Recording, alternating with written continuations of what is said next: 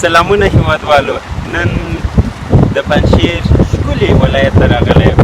تر څو ولسوالۍ راتېر سوی یم او فعلا د پنجشیر ولایت په مرکز کې یم او د پنجشیر ولایت کې مو د مختلفو خلکو سره ولیدل. د مختلفو خلکو سره مې خپل پیغام شریک کړی، خبرې اترې مو وکړلې. ډېری خلک زما هم نظره وه او راته ویل چې تاسې مخته ځئ، موږ هم په دې لاره کې ستاسې ملاتړي یو او دا نیکه لاره ده، ادامه ورکړئ او نور ځوانان هم وهڅوئ تر څو هغه په دې لاره کې خپل فعالیتونه وښیي او په رښتیا سره لکه څنګه چې ته پسې راوتی یې دغسې یعنې دوی هم په رښتیا سره د جګړې په ضد همدا پیغام خپور کړي چې موږ په ټول هېواد کې نور په هېڅ نوع جګړه نه غواړو. همدا پیغام دی، هیله ده تاسې هم تر نورو خلکو در سره ورسوئ تر څو په ټول هېواد کې دایمي او تلپاتې سولې ته ورسېږي. مننه.